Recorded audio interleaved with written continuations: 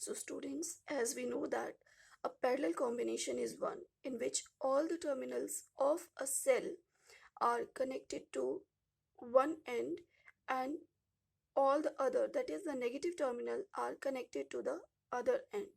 And here we are having a parallel combination of two cells. So here cell 1 is having EMF E1 and internal resistance R1. Cell 2 is having EMF E2 and internal resistance R2. Both the positive end of these two cells are connected towards the terminal B1 and the negative terminals are connected here towards the terminal B2. Now, current I is flowing through the whole circuit, but being parallel combination, the current is being divided into I1 and I2. So the total current entered from point B2 and leave point B1. Now, we know that in parallel combination, the potential remains constant and the current vary respective to the cells. So here, current is I1 plus I2. VB1 is the potential at point B1 and VB2 be the potential at point B2. So the potential difference between the two terminals, that is the 2 point A and point C, will be given as V is equals to VB1 minus VB2. So for this cell, here it is E1 minus IR1. E1 is the EMF of this cell and this is the potential drop. So the current for this cell will be I1 and it is equals to E1 minus V divided by R1. Let us mark it as equation number 1. The potential difference between the terminals of E2 here for this cell, it will be V is equals to VB1 minus VB2 and that is equals to E2 minus I2 R2. From here, the current is I2 is equals to E2 minus V divided by R2. And let us mark it as equation number 2. Now, as we know that I is the total current flowing through the circuit and that is the sum of these two currents, I1 and I2. So this is equals to E1 minus V upon R1 plus E2 minus V upon R2.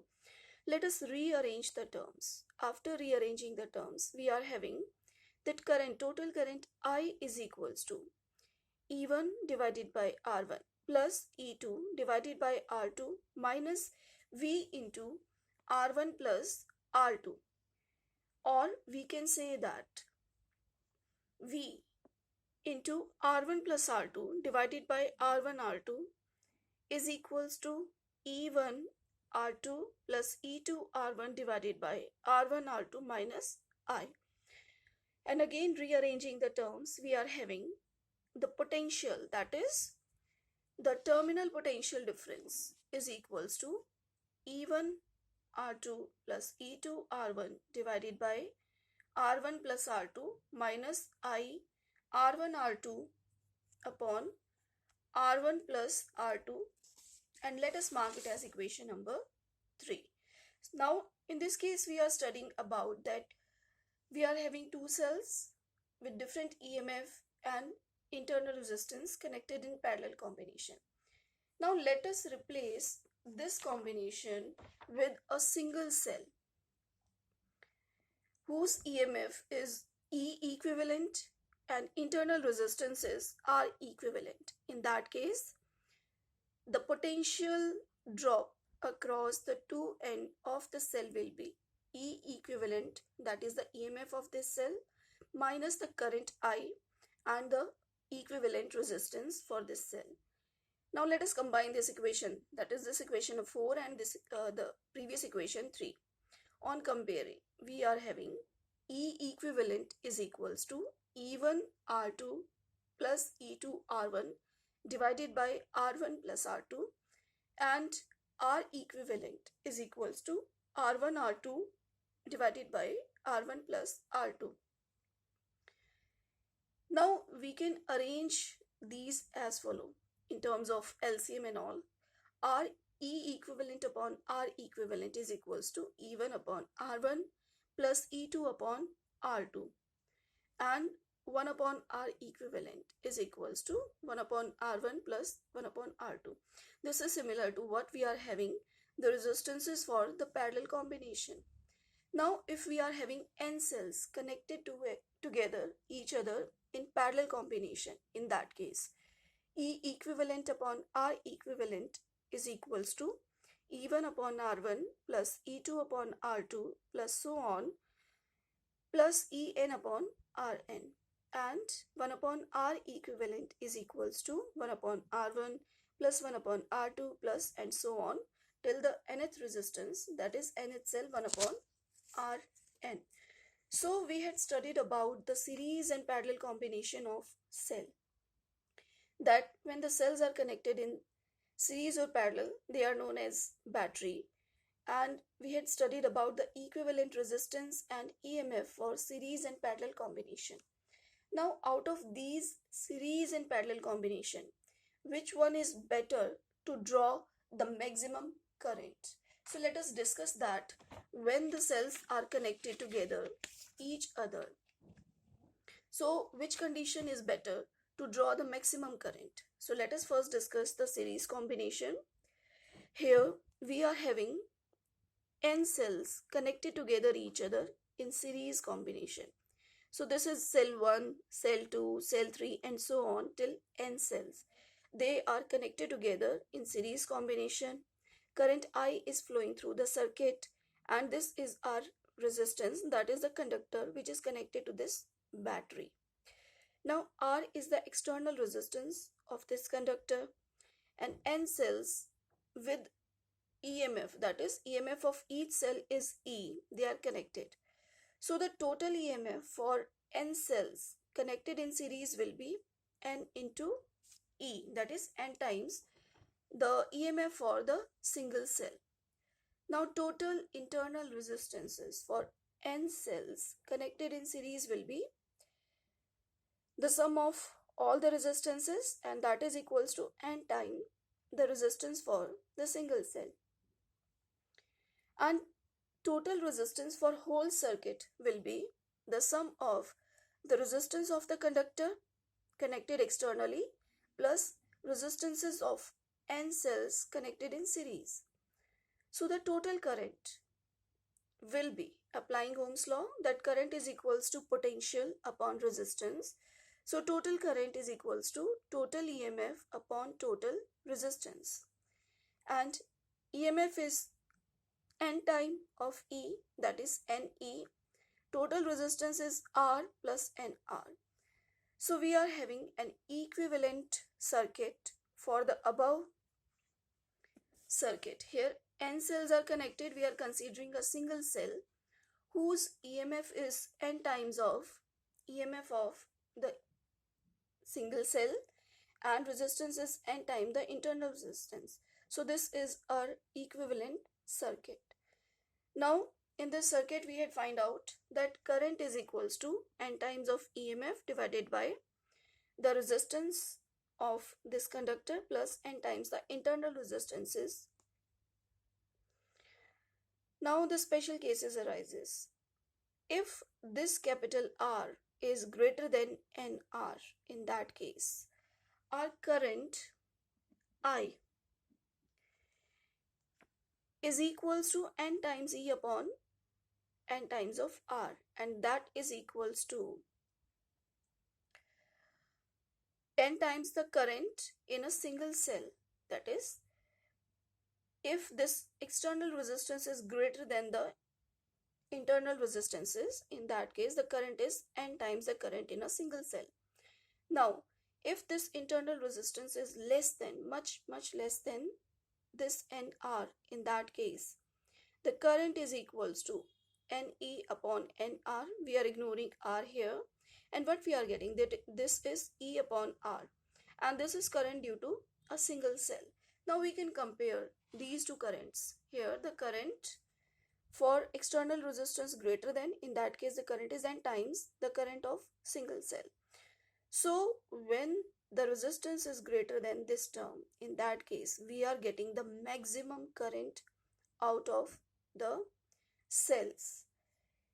Similarly, we can study the case when the cells are connected in parallel combination. In that case, when the cells are connected in parallel combination, so we are having a circuit diagram for the cells connected in parallel combination. R is the external resistance of the connector connected to this battery.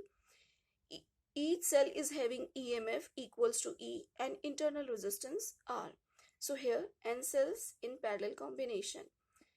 Now as they are connected in parallel combination, so their equivalent resistance, applying the parallel law of addition of resistances, is 1 upon R is equals to 1 upon R1 plus 1 upon R2 and so on till nth term, and that comes out to be n by R, or the equivalent resistance is equals to R by n. So let us consider an equivalent circuit diagram for above parallel combination. Here E is the EMF for the cell which is equivalent to the parallel combination, and R by N is the equivalent resultant resistance for the parallel combination of cells.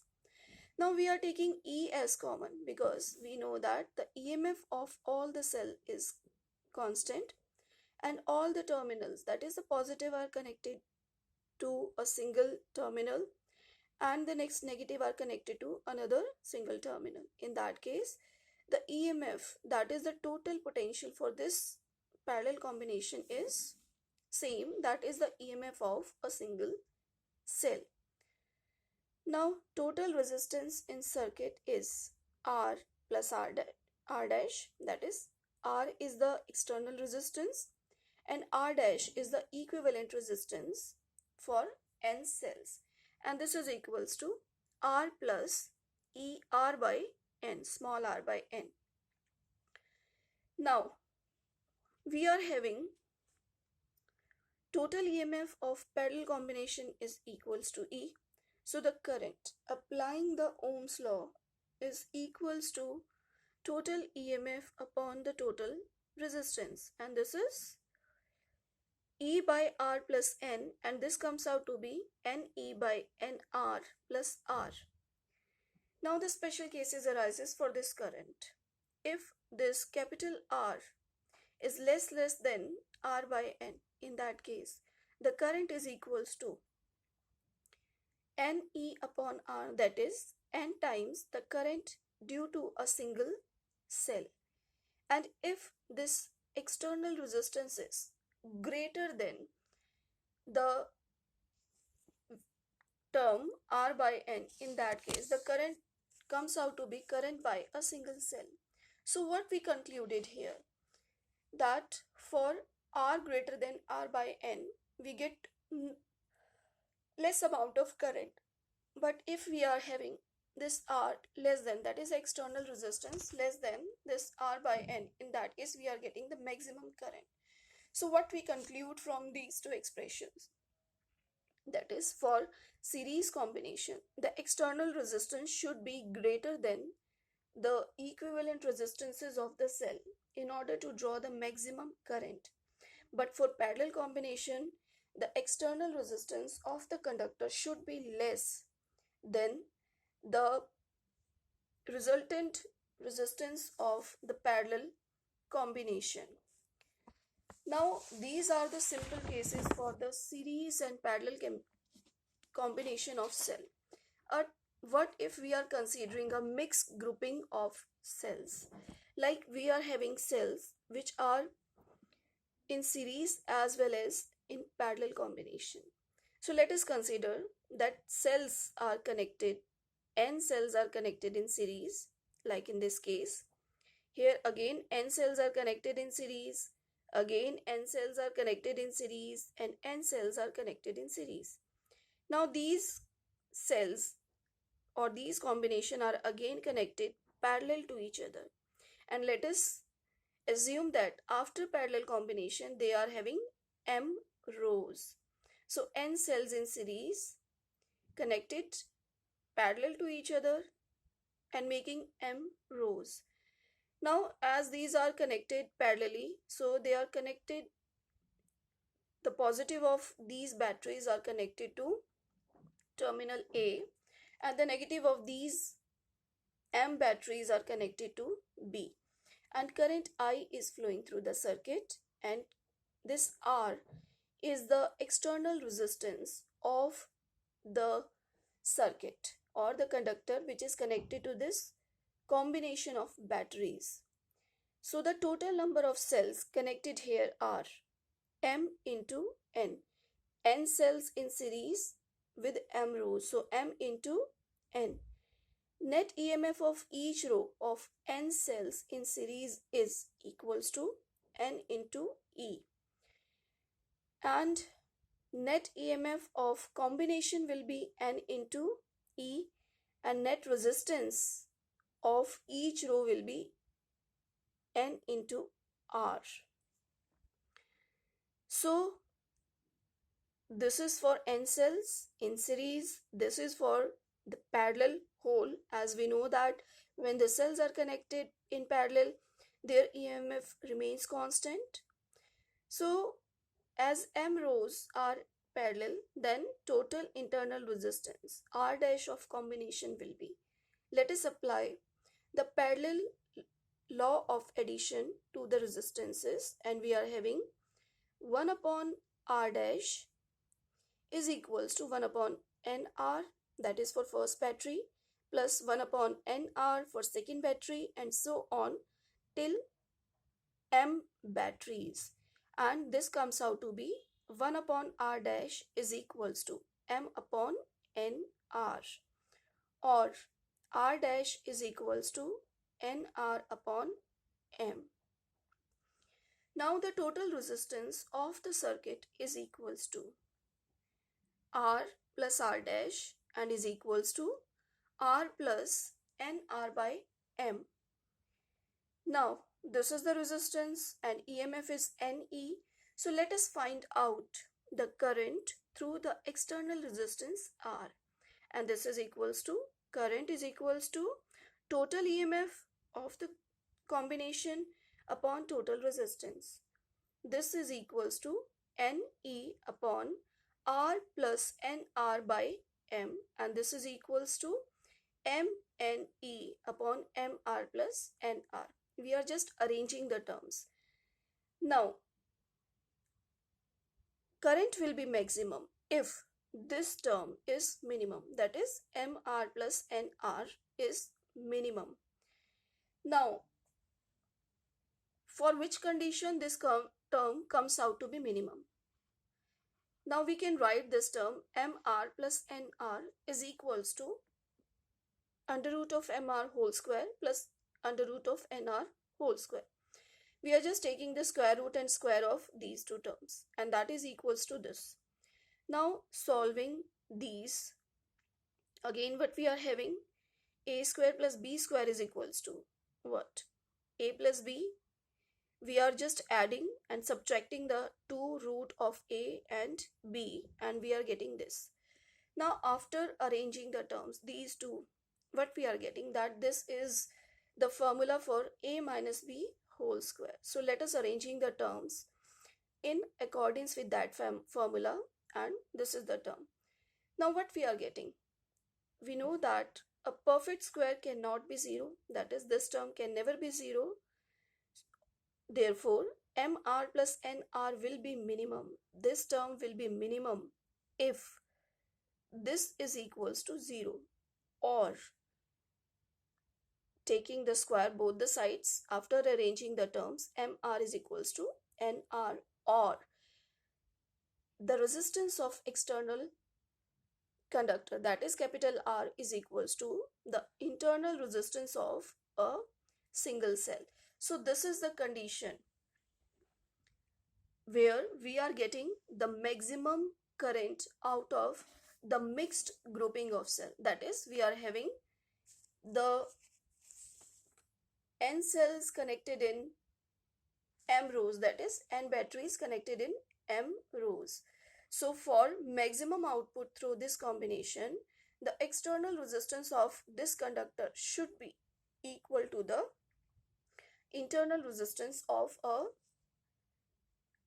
single cell, that is R. Now, after discussing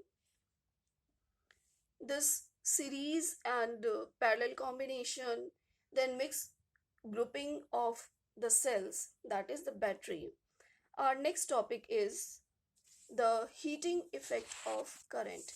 And you are aware that what is heating effect of current? You had already studied in your 10th class what is a heating effect of a current.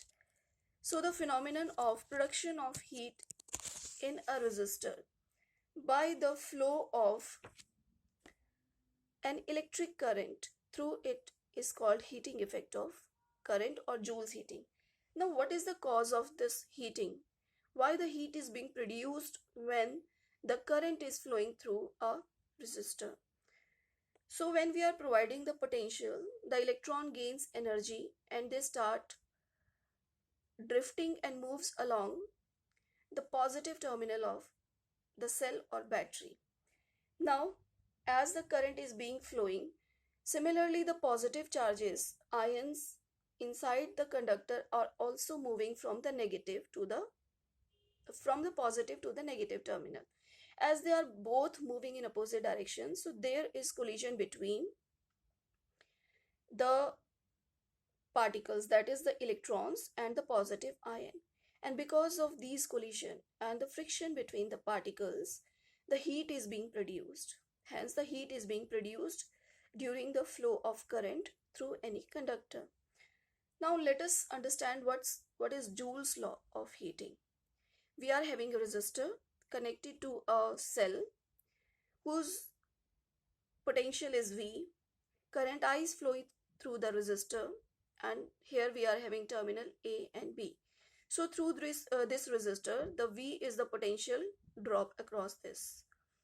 Now the potential difference between the two terminals, here A and B, will be the potential at A minus the potential at B. Because total potential is V, that is flowing. Here this is the difference between the two terminals. A is at higher potential connected to positive, B is at lower potential connected to negative. So the potential difference across AB is V is equals to VA minus B, and which is greater than 0. Now the amount of charge flow from A to B in this time is, that is Q charge is flowing through this, and that is, we know that the formula for current is rate of flow of charge. So the charge is equals to current into time. Now decrease in potential energy of charge Q, as there is movement, so they are being flowing and there is decrease in potential energy. So that is the final potential energy at B minus the initial potential energy at A, and this is Q into V, that is work done is equals to charge into potential minus Q into VA. And let us arranging the terms. So the decrease in potential energy is equals to minus Q. VA minus VB is equals to minus QV. As we had already proved that VA minus VB is equals to V. And this term is less than 0. As there is change in the position of charged particles, so the potential energy of the charges is being decreased. Now the conservation says that, law of conservation of energy says that the total energy of the system remains conserved. So if potential energy of the charges is decreasing, then kinetic energy must be increased. So the change in kinetic energy is the opposite of the potential energy. This negative sign shows that if this decreases, this will increase.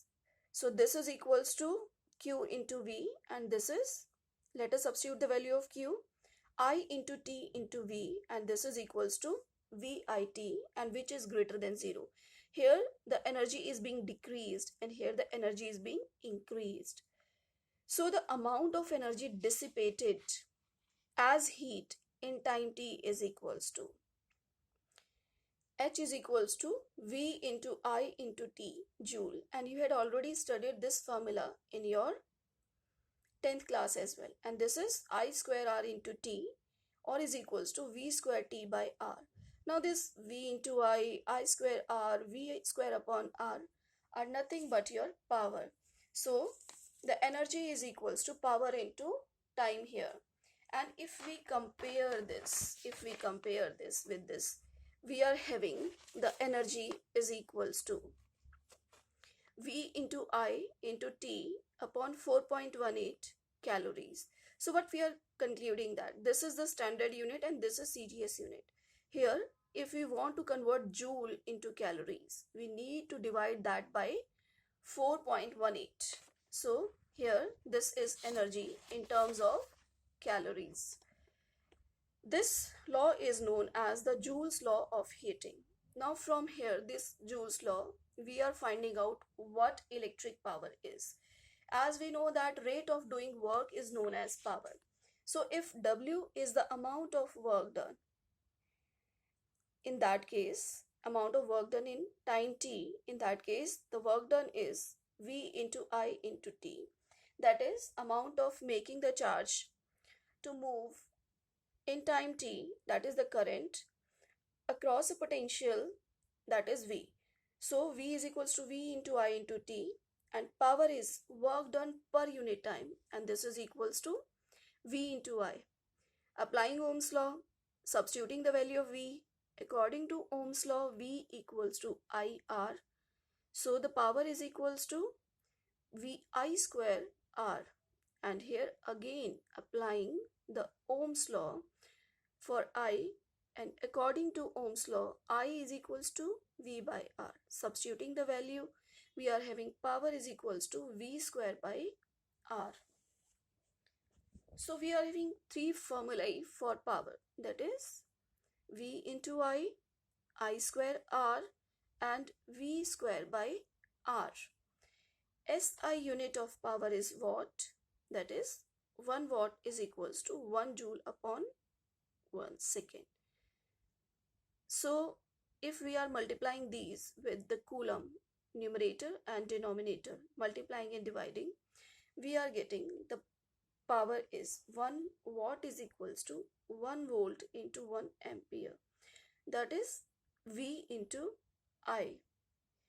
A bigger unit of power is megawatt, and that is 10 raised to power 6 watt. Another unit of power is horsepower, that is used for the engines in machines. 1 horsepower is equals to 746 watt. Now after discussing the work done, electric power, our next term is electric energy. So what is this electric energy?